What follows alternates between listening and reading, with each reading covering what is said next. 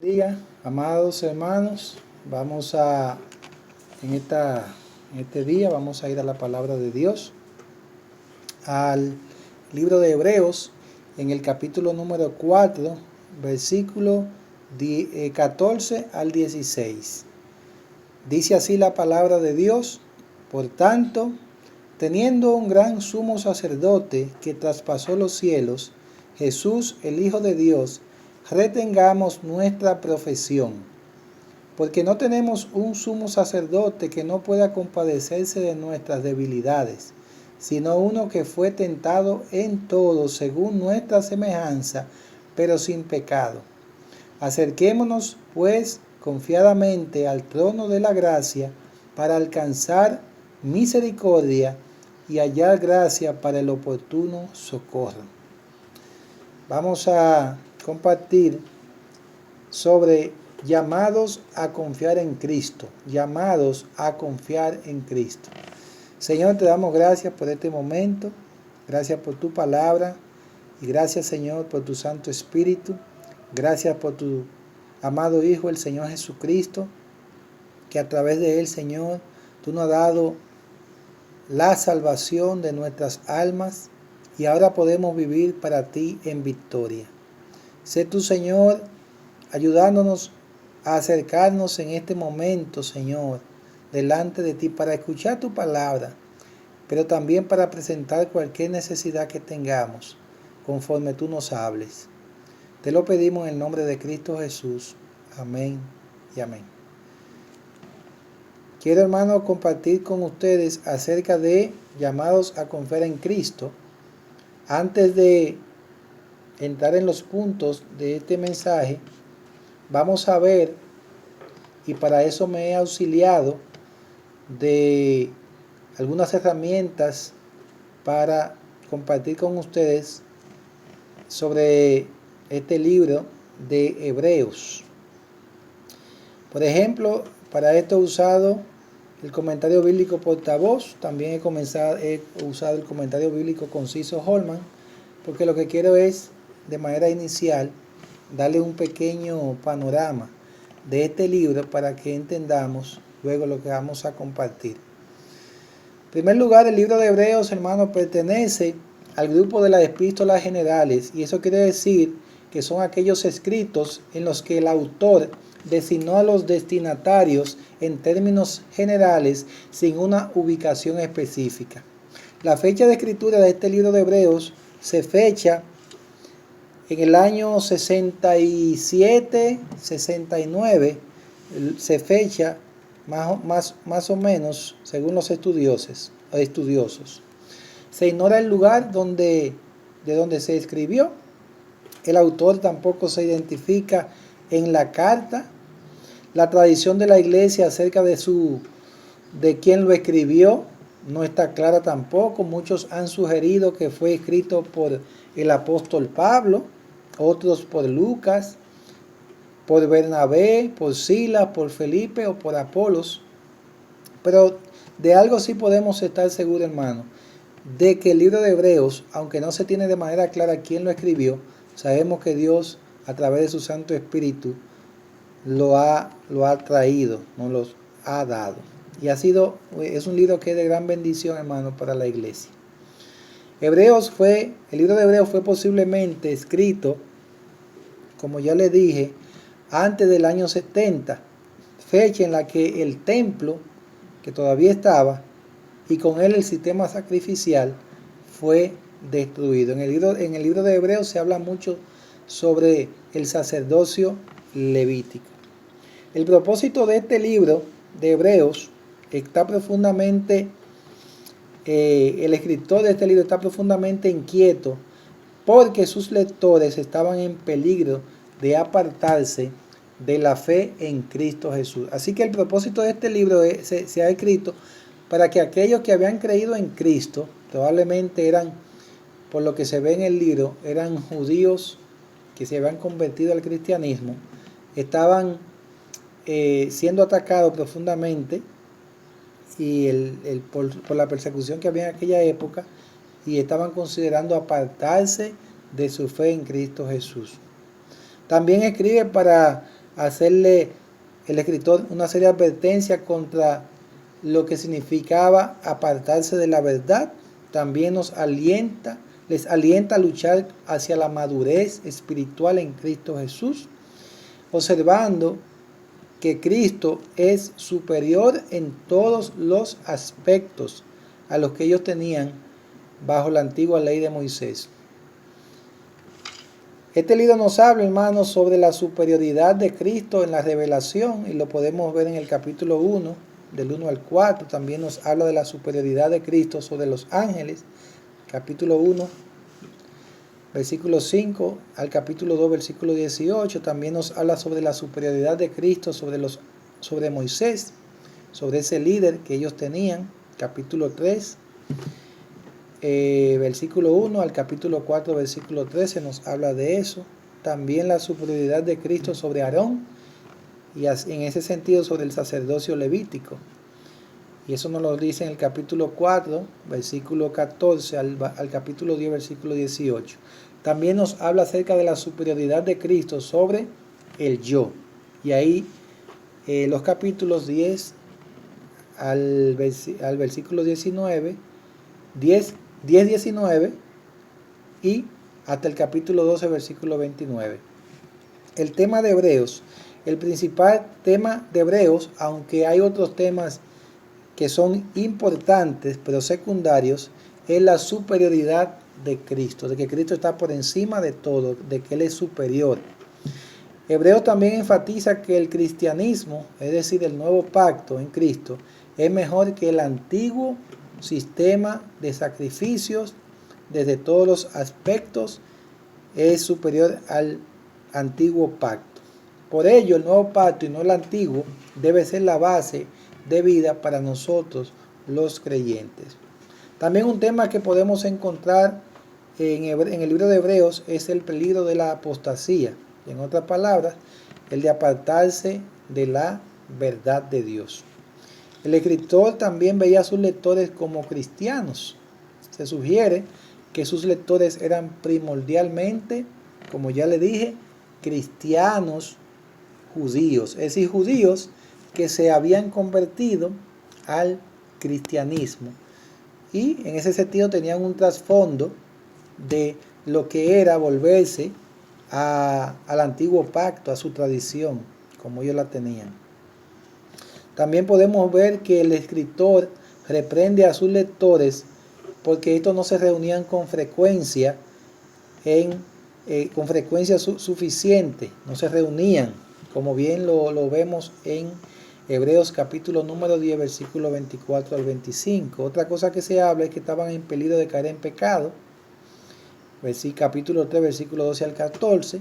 Estaban considerando retornar al judaísmo, como ya lo vimos, para evitar la persecución. El autor escribió para advertirles contra tal apostasía y para ayudarles a retornar a la corriente principal de la comunión cristiana.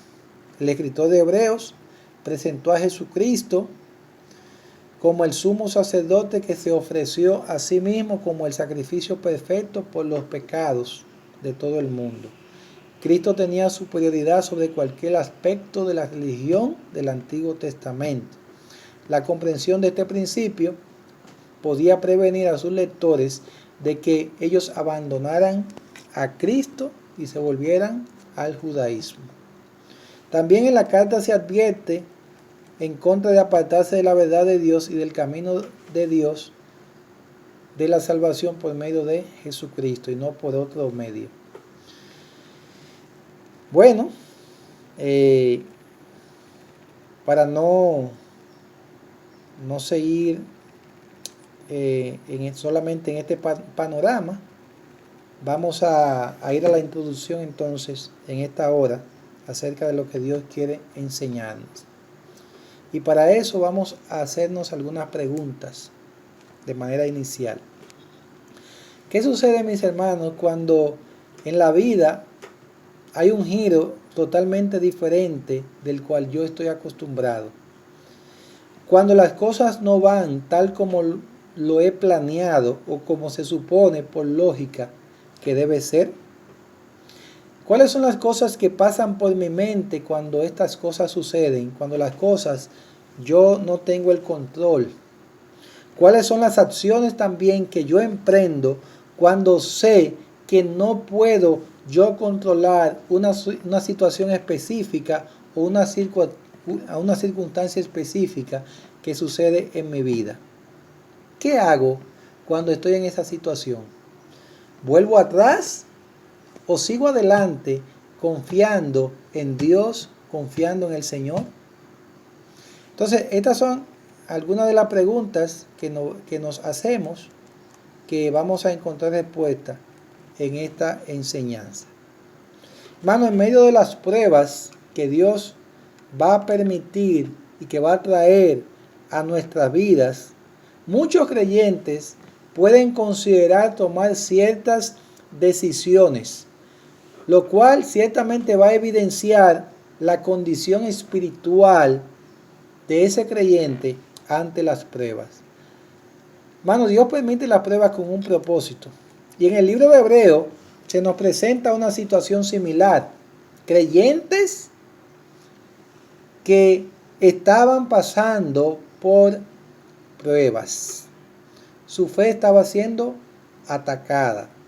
Y estos creyentes estaban considerando, después de haber creído en Cristo, volver hacia atrás, a sus antiguas creencias. Judíos que habían creído en el Evangelio de Cristo y que por situaciones, hermanos, estaban considerando volver atrás. Por ejemplo, vamos a ver algunos pasajes que encontramos aquí mismo en Hebreos, en el capítulo número 10, versículo 32. Mire lo que dice allí, capítulo 10 de Hebreos, versículo 32 al 34. Dice: pero traed a la memoria los días pasados, en los cuales, después de haber sido iluminados, sostuviste gran combate de padecimientos. Por una parte, ciertamente con vituperios y tribulaciones fuisteis hechos espectáculo. Y por otra, llegasteis a ser compañeros de los que estaban en una situación semejante. Porque de los presos también os compadecisteis, y el despojo de vuestros bienes sufristeis con gozo, sabiendo que tenéis en vosotros una mejor y perdurable herencia en los cielos.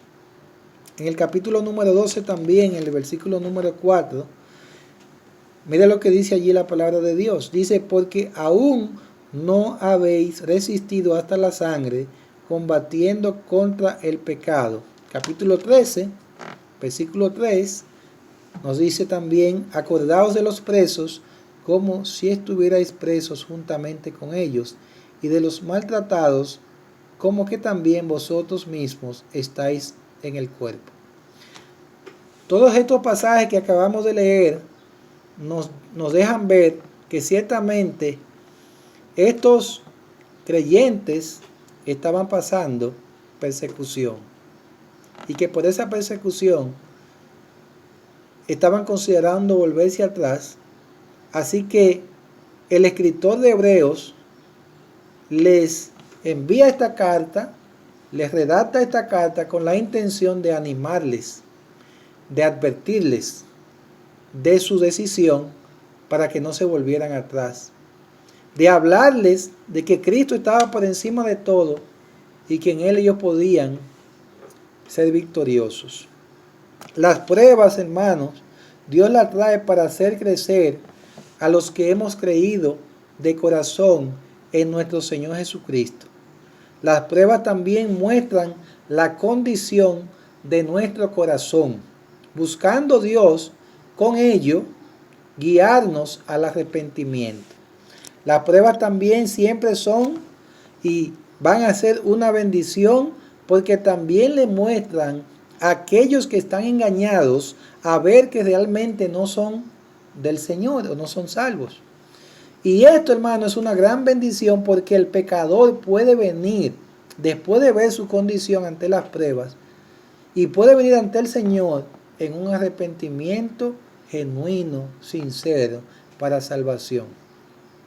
Ante toda esta realidad, hermano, los creyentes y también los no creyentes debemos reconocer que para el pecador siempre hay oportunidad de acercarse con corazón genuino al Señor. Que no hay ninguna práctica, hermano, o religión, o nada que podamos hacer por nosotros mismos, que esté por encima de aquel que lo entregó todo por nosotros para darnos vida.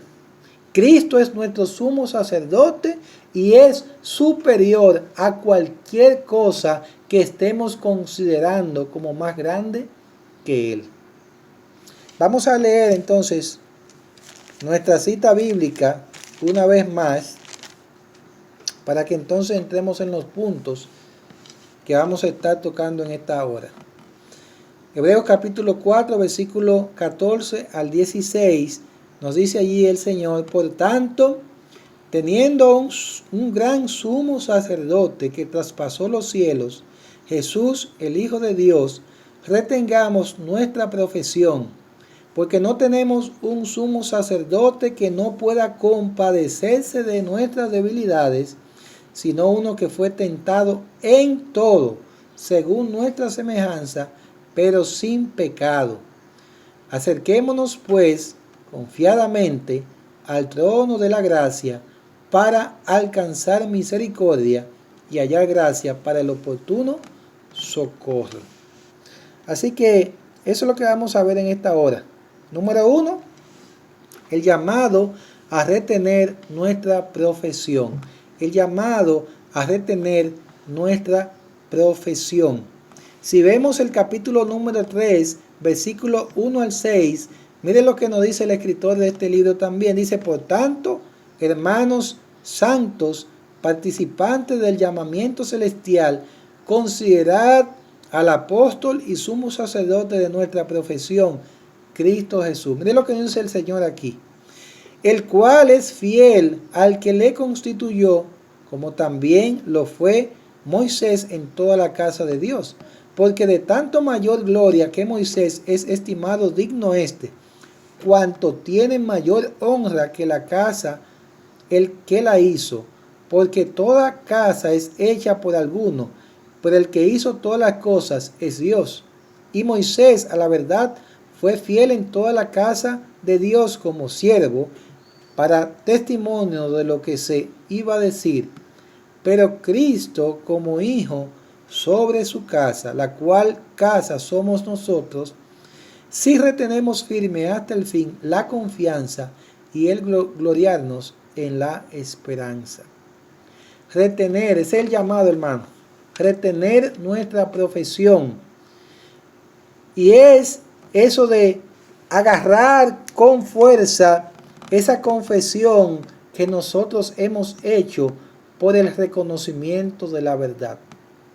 El autor de Hebreos les habla a estos creyentes judíos que retuvieran de ese reconocimiento de la verdad, que abrazaran, que agarraran esa verdad que ellos tenían para que no se volvieran atrás. Habían creído, hermano, en el evangelio verdadero, y Él les anima a que continúen agarrándose con firmeza en la confesión que han hecho de reconocer la verdad, permaneciendo firmes en ella. Pero ¿cuál era la razón entonces valedera, hermanos, para esto? Para esto era el enfoque entonces en el gran sumo sacerdote, Cristo, y su obra como Hijo de Dios. Fíjense que en el versículo 14 nos dice allí la palabra de Dios: por tanto, teniendo un gran sumo sacerdote que traspasó los cielos, Jesús, el Hijo de Dios. ¿Cuál era la motivación entonces para retener firme esa profesión? La obra que Cristo había hecho por ellos como un gran sumo sacerdote que traspasó los cielos, Jesús, el Hijo de Dios.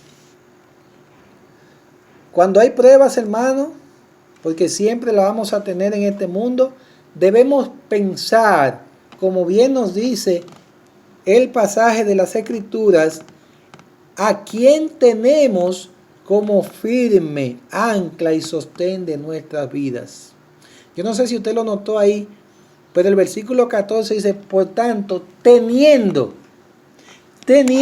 un gran sumo sacerdote. Los creyentes, hermanos, tenemos un gran sumo sacerdote.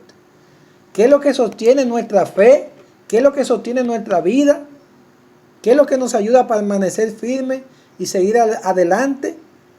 O a la persona que tenemos en nuestros corazones. Él es que nos va a ayudar frente a las pruebas y situaciones y tentaciones y diversas dificultades y diversas debilidades que enfrentamos. Ese gran sumo sacerdote. Y esa palabra tiene un gran significado, sumo sacerdote. En el Antiguo Testamento encontramos a los sacerdotes que oficiaban en el templo.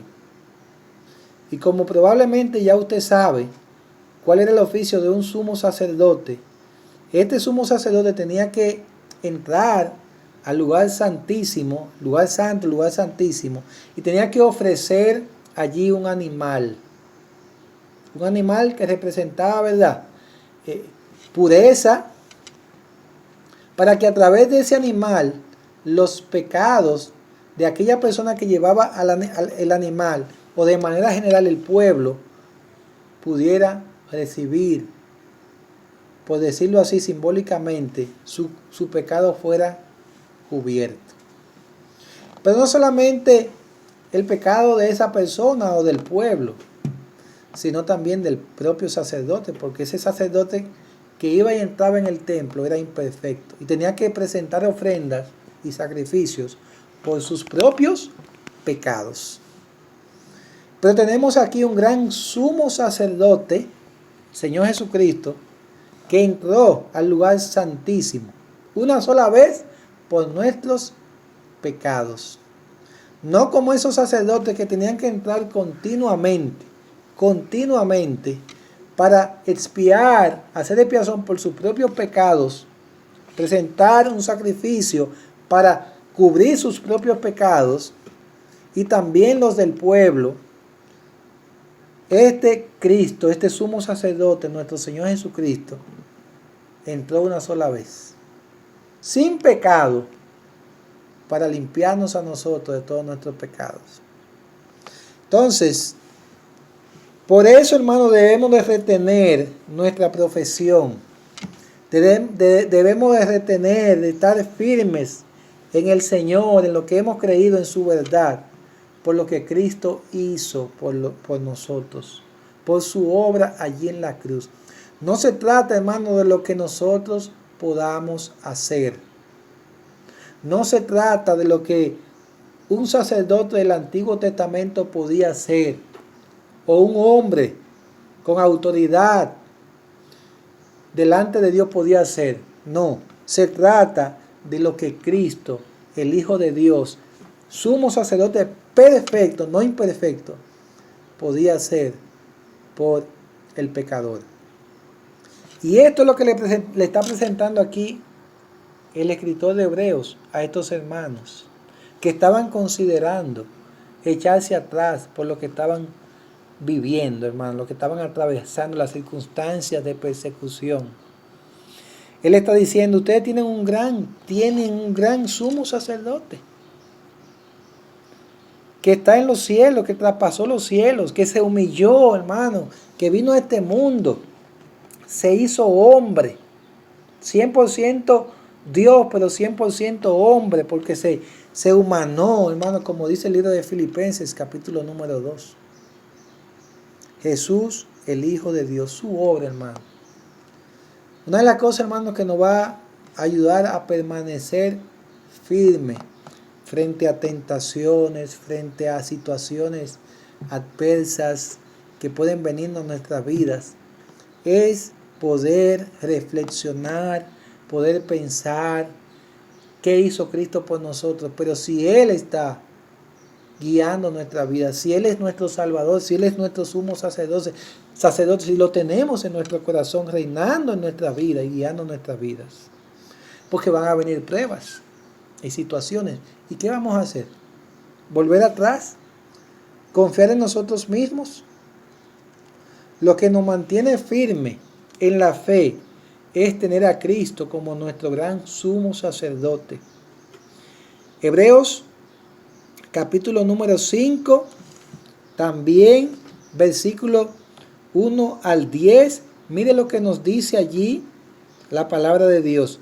Porque todo sumo sacerdote tomado de entre los hombres es constituido a favor de los hombres en lo que a Dios se refiere, para que presente ofrendas y sacrificios por los pecados, para que se muestre paciente con los ignorantes y extraviados, puesto que él también está rodeado de debilidad, y por causa de ella debe ofrecer por los pecados, tanto por sí mismo como también por el pueblo. Y nadie toma para sí esta honra, sino el que es llamado por Dios, como lo fue Aarón. Así tampoco Cristo se glorificó a sí mismo, haciéndose sumo sacerdote, sino el que le dijo: tú eres mi hijo, yo te he engendrado hoy. Como también dice en otro lugar: tú eres sacerdote para siempre, según el orden de Melquisedec. Y Cristo, en los días de su carne, ofreciendo ruegos y súplicas con gran clamor y lágrimas al que le podía librar de la muerte, fue oído a causa de su temor reverente. Y aunque era hijo, por lo que padeció aprendió la obediencia. Y habiendo sido perfeccionado, vino a ser autor de eterna salvación para todos los que le obedecen. Y fue declarado por Dios sumo sacerdote según el orden de Melquisedec. Vemos, hermano, lo que Cristo hizo, su obra perfecta a favor de nosotros. Por tanto, teniendo un gran sumo sacerdote que traspasó los cielos, Jesús el Hijo de Dios, retengamos nuestra profesión por lo que Él hizo. Y en esa realidad, hermano, de que tenemos en Cristo ese sumo sacerdote que intercede por nosotros, que ofreció su propia sangre por nuestros pecados, nosotros tenemos esa gran entrada a ese reposo de Dios, a ese descanso de Dios. Y eso era lo que quería el escritor, que ellos entendieran, que si ellos no retenían esa vida de estar firme en la verdad de Dios, de esa profesión que habían ellos hecho, ellos no iban a entrar en ese reposo de Dios, como dicen los versículos anteriores del capítulo número 4. Hermanos, su obra, la obra de Cristo es perfecta y es superior, hermano. Es superior a lo que ellos estaban considerando. Aquella vida religiosa que ellos tenían, de llevar sacrificios al templo, de seguir esos rituales. Y déjeme decirle, mi hermano, algo muy importante que se aplica también hoy en día a nosotros. Su religión, su vida de hacer cosas para usted sentirse que por usted, por lo que usted pueda hacer, usted puede tener las cosas de Dios, tener la vida eterna, no puede, eso es imposible, mi hermano. No hay forma. Solamente es a través de lo que Cristo hizo. No a través de lo que usted y yo podamos hacer. Podemos ser buenos religiosos, hermanos, ir siempre a la iglesia, hacer cosas supuestamente por el Señor. Pero muchas veces lo que estamos es haciendo ritos y acallando nuestra conciencia para sentirnos como que estamos bien. Pero lo que nos va a garantizar ese reposo en el Señor, esa vida de devoción, de permanencia, de firmeza en el Señor, es nuestra relación personal con Cristo Jesús. Otro texto, pasaje de las Escrituras que nos ayuda a ver esta obra de Cristo a favor nuestro, es en el capítulo número 8 de Hebreos, Hebreos capítulo número 8 y el versículo 3 en adelante, dice: Porque todo sumo sacerdote está constituido para presentar ofrendas y sacrificios, por lo cual es necesario que también éste tenga algo que ofrecer. Así que, si estuviese sobre la tierra, ni siquiera sería sacerdote, habiendo aún sacerdotes que presentan las ofrendas según la ley, los cuales sirven a lo que es figura y sombra de las cosas celestiales, como se le advirtió a Moisés cuando iba a erigir el tabernáculo, diciendo: mira, haz todas las obras conforme al modelo que se te ha mostrado en el monte. Pero ahora tanto mejor ministerio es el suyo, cuanto es mediador de un mejor pacto, establecido sobre mejores promesas. Porque si aquel primero hubiera sido sin defecto, ciertamente no se hubiera procurado lugar para el segundo. Hablando, hermano, de la perfección que tenemos en ese gran sumo sacerdote, nuestro Señor Jesucristo. Frente a las pruebas, hermano, frente a las situaciones difíciles, ¿qué es lo que pasa por nuestra mente? Es cimentarnos en ese que fue a la cruz por nosotros, en ese gran sumo sacerdote que pagó por nosotros, o nos aferramos en nosotros mismos, o frente a circunstancias difíciles queremos volvernos atrás. Dios nos llama, hermano, a mantenernos firmes, seguir adelante en la profesión de nuestra fe. Retengamos nuestra profesión. Número 2. Él se compadece de nuestras debilidades. Así como un gran sumo sacerdote perfecto, no imperfecto, sino perfecto, Él ahora se compadece, hermano, de nuestras debilidades. Se compadece, hermano, de nuestras debilidades. En el capítulo número 3 de Hebreos, ahí cerquita, versículo 12 al 19, vamos a ir allá para que veamos algunas cosas. Dice allí: mirad, hermanos, que no haya en ninguno de vosotros corazón malo de incredulidad, para apartarse del Dios vivo. Antes, exhortaos los unos a los otros cada día, entre tanto que se dice hoy, para que ninguno de vosotros se endurezca por el engaño del pecado, porque somos hechos participantes de Cristo, con tal que retengamos firme hasta el fin nuestra confianza del principio. Entre tanto que se dice: si oyereis hoy su voz, no endurezcáis vuestros corazones como en la provocación. ¿Quiénes fueron los que, habiendo oído, le provocaron? ¿No fueron todos los que salieron de Egipto por mano de Moisés? ¿Y con quiénes estuvo él disgustado 40 años? ¿No fue con los que pecaron, cuyos cuerpos cayeron en el desierto? ¿Y a quiénes juró que no entrarían en su reposo, sino a aquellos que desobedecieron? Y vemos que no pudieron entrar a causa de incredulidad. Incredulidad. Hermano, el Señor se compadece, hermano, de nuestras debilidades, de todas nuestras debilidades. En ese pasaje que yo acabé de leer, no sé si usted pudo notar una serie de cosas que en sus debilidades ellos hacían y que nosotros también hacemos. Y que el escritor de este libro, inspirado por el Espíritu Santo, trae a estos creyentes judíos un ejemplo del Antiguo Testamento, de los pecados que había cometido el pueblo de Israel, para que ellos pudieran ver y verse en eso que él estaba diciendo. Había pecados, había desobediencia, había dureza de corazón, había incredulidad. Y son las mismas debilidades que nosotros también enfrentamos. Dudas, incredulidad, falta de fe, falta de confianza en el Señor.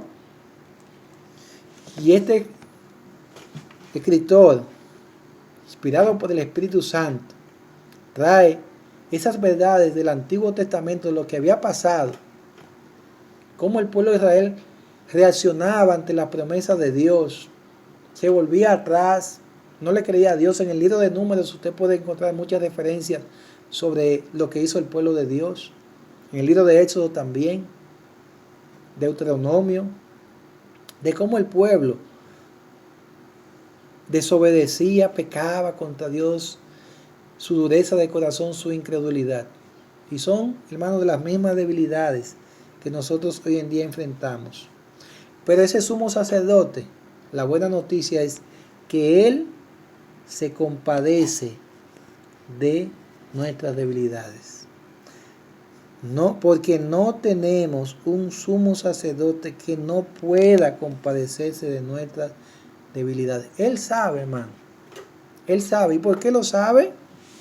Porque Él, en su condición de hombre, porque Él se humanó, Él pudo experimentar en carne propia lo que usted y yo experimentamos, y las luchas y las batallas que tenemos. El Señor sabe, hermano, el Señor nos conoce, pero Él se compadece de nuestra debilidad. Él tiene compasión de nosotros, hermano. Él muestra compasión, Él muestra misericordia ante nuestras debilidades. Y gloria a Dios por eso, hermano.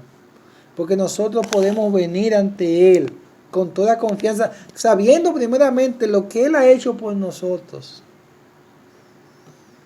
Y venir ante Él y decirle: Señor, yo soy débil. ¿Tiene usted debilidades, mi hermano? Todos tenemos debilidades. Y nos conviene, hermano, que cada uno de nosotros podamos reconocer esas debilidades. Porque esas debilidades, muchas veces, si no vamos al Señor, nos apartan de Dios. ¿Tiene usted lucha en su vida de incredulidad?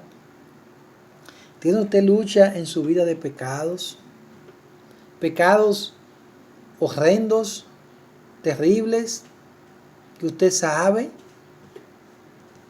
que debe de llevar a Dios.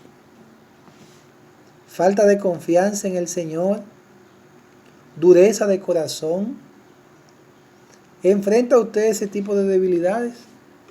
Pues lo mejor que podemos hacer, hermano, es ir a quien se compadece de esas debilidades, que nos entiende mejor que ninguna otra persona, porque Él se humanó, Él entregó su vida, Él entregó su sangre por nuestros pecados. ¿Y cómo nosotros no vamos a ir ante Él? ¿Nos vamos a volver atrás cuando vengan las pruebas? Cuando vengan circunstancias que usted y yo no podemos manejar, dificultades, como precisamente estamos viviendo en estos momentos. Dios, hermano, permite situaciones en nuestras vidas. Y gloria a Dios por eso.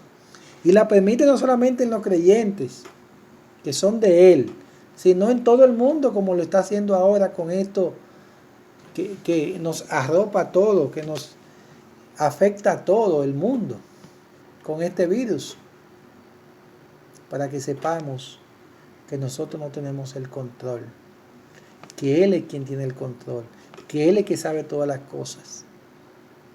Pero en medio de esa prueba y esa circunstancia que Dios nos está permitiendo ahora, ¿qué vamos a hacer, hermano? ¿Nos vamos a acercar a Él? ¿Le vamos a traer a Él nuestras debilidades, como dice bien aquí la cita bíblica? ¿Vamos a entender que Él se compadece de nosotros porque Él fue tentado, Él experimentó todo eso? Y gloria a Dios, hermano, porque aunque Él experimentó todo eso, dice el versículo, si usted lo puede ver conmigo, fue tentado en todo según nuestra semejanza. ¿Pero qué? Pero sin pecado. Él nunca pecó. Él se hizo pecado por nosotros, el justo por los injustos, para llevarnos a Dios. Pero Él vino como sumo sacerdote perfecto, sin pecado, limpio, para limpiarnos de todo pecado. Gloria a Dios, hermano. Tenemos esa bendición, que Él se compadece. Así que el Señor no te va a rechazar. Si tú vienes a Él en sincero arrepentimiento, sabiendo que has pecado, que has ofendido a Dios, que de hecho has considerado volverte atrás, que está batallando con dudas, con temores, en todo esto que tú estás viviendo, ven al Señor y díselo de todo corazón. Y por último, Él es un oportuno socorro. No solamente Él es nuestro sumo sacerdote, no solamente, y lo que eso significa, que lo hemos visto ya, no solamente Él se compadece de nosotros, de nuestras debilidades, porque pudo experimentarlo según nuestra semejanza, pero sin pecado, sino que también nos llama a que podamos ir ante Él para Él socorrernos. Él es un socorro, Él es una ayuda oportuna, es una ayuda que llega en el momento preciso, cuando lo más lo necesitamos, hermano. Cuando más lo necesitamos, el Señor está ahí, hermano, para sostenernos y ayudarnos. Dice la palabra de Dios entonces aquí, el versículo 16, acerquémonos pues confiadamente al trono de la gracia para alcanzar misericordia y hallar gracia para el oportuno socorro. Vamos a tener socorro de nuestro Dios en el momento que más lo necesitamos, en el momento oportuno, y lo que necesitamos es acercarnos, venir con fe al Señor, confiadamente, no en nosotros, hermano, no en otro, sino en aquel que es superior a todo, nuestro Señor Jesucristo, aquel que está por encima de todo, aquel que tiene toda la autoridad. Ponga su confianza en el Señor, mi hermano, en medio de esto que estamos atravesando. No ponga su confianza en los hombres y en todo lo que usted pueda estar oyendo ahora. Esté confiado en el Señor, esté firme en lo que usted ha creído. Afírmese más en la palabra de Dios. En vez de estar escuchando tantas voces, tantas noticias negativas. Usted no es que no la escuche, hermano, pero esté confiado en la palabra de Dios. Porque si no está firme en la palabra de Dios, va a dudar. Y va a pensar, ¿y qué es lo que está pasando ahora?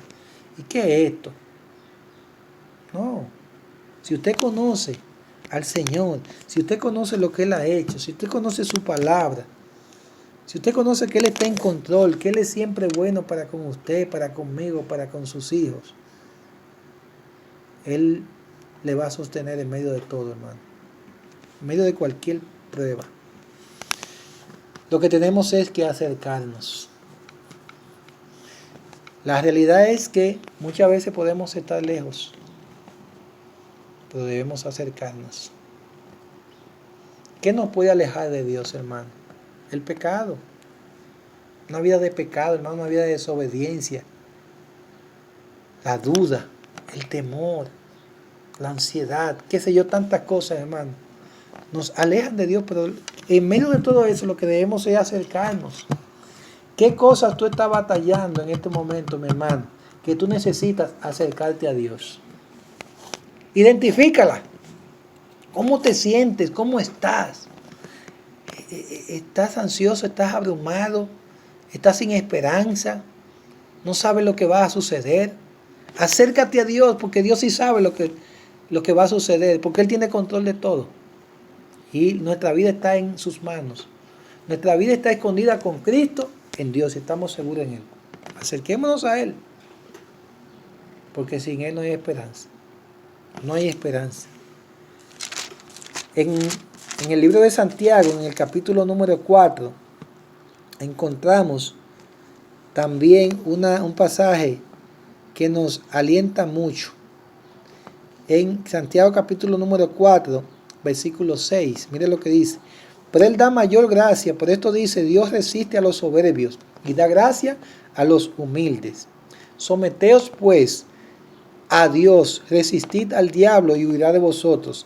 Acercaos a Dios y Él se acercará a vosotros. Pecadores, limpiad las manos, y vosotros los de doble ánimo, purificad vuestros corazones. Afligíos y lamentad y llorad. Vuestra risa se convierta en lloro y vuestro gozo en tristeza. Humillaos delante del Señor, y Él os exaltará. Lo que necesitamos es acercarnos a Dios. ¿Pero qué implica acercarnos a Dios? Venir a Él tal como estamos y decirle: Señor, límpiame, purifícame, porque mire lo que dice el texto. Debemos humillarnos, debemos ver lo que hay en nuestros corazones, porque acercarse a Dios es alejarse del pecado, es alejarse de esa vida pecaminosa que nos evita una comunión con Dios. Él no va a socorrer, hermano, pero debemos de acercarnos. Tome la decisión de correr hacia el Señor Jesucristo con confianza. No deje que la duda, el temor, el yo no sé, no importa que usted no sepa, Dios sabe. Lo importante es que tenemos un Dios que tiene el control de todo y que Él sabe todas las cosas. No importa si usted no sabe, no importa si usted no tiene el control, porque le hemos entregado nuestra vida a Cristo, a ese gran sumo sacerdote, porque hemos entendido que nosotros no podemos controlar nada. Que quien puede guiar, dirigir nuestra vida para bien es Dios, hermano. Estamos seguros en Él. Así que acerquémonos, pues, confiadamente. ¿Usted sabe por qué? Porque dice allí: al trono de la gracia. La gracia de Dios. Eso es lo que necesitamos, hermano. El favor de Dios. Un favor que no merecemos, hermano, pero que está disponible. La gracia de Dios es abundante. Y cada día más es más abundante. Y mientras el pecador peca más, el Señor tiene más gracia. Y no es licencia para que pequemos más. No, todo lo contrario. Para que nos alejemos del pecado. Pero esa gracia está disponible